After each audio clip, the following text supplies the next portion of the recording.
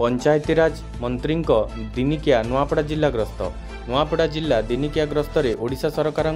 ग्राम्य उन्नयन पंचायतीराज और पानीय जल विभागीय मंत्री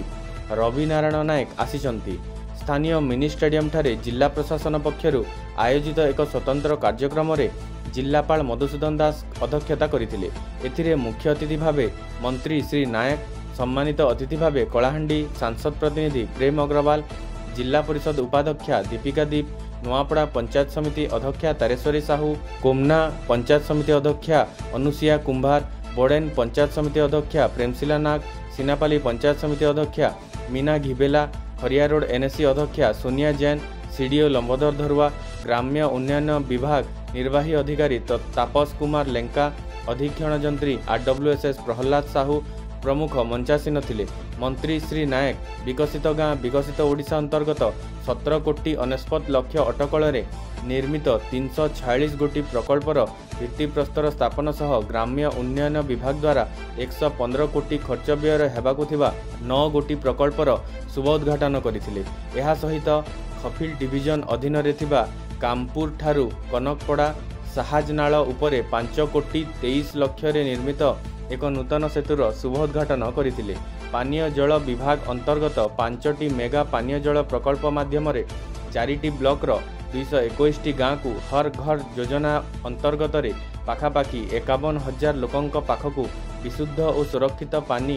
पहुंचाइबा पई लक्ष्य निर्धारित होईछि। एही प्रकल्प द्वारा ग्रामीण अंचल रे पानी संकटर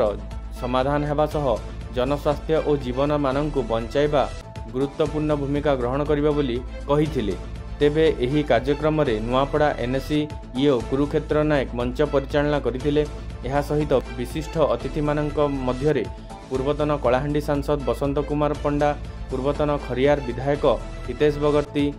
बीजेपी नेता अभिनंदन पंडा, प्रसन्न पाढ़ी, जदुमणि पाणिग्राही, कमलेश दीक्षित, प्रशासनिक अधिकारी एडीएम सुभाष चंद्र रायत, उपजिलापाल Surmi Soren, DSO Rajendra Badhai, Nuapada BDO Rohit Bhue, Boden BDO Sushant Rana, estimator RWSS Sagar Biswal प्रमुख उपस्थित रही। ओडिशा प्रदेश छत्तीसगढ़ को लगी नुआपड़ा जिला अवस्थित। ये नुआपड़ा जिलार विकास क्षेत्र में ओडिशा सरकार को जिते योजना अच्छी सब योजना को सठिक भाव में रूपायन करी ये अंचल विकास क्षेत्र में कार्य करने आज सरकार निष्पत्ति नहीं। से दृष्टि नहीं यशस्वी प्रधानमंत्री नरेंद्र मोदी विभिन्न योजना ता भितर घर घर चल एवं ओडिशार दायित्व थिबा मुख्यमंत्री मोहन माझी जो विभिन्न सेक्टर जोटा कि चाषी, गरीब, अनुन्नत जिला, आदन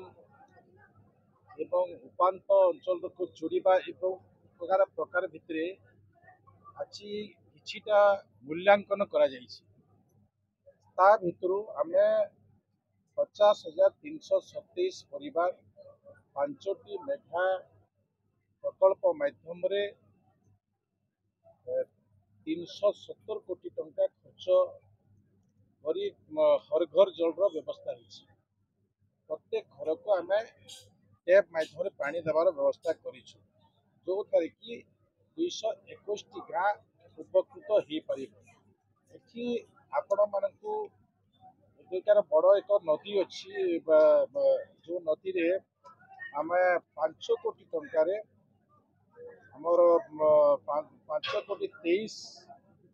लक्ष टंकार खरियार अंतर्गत आमर कामपुर ठारो कनकपड़ा रास्ता एक नदी तैयारी हेबो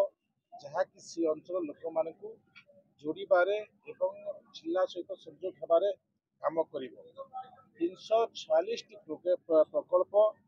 आमर 14 कोटी टंका बीजीपीओ माध्यम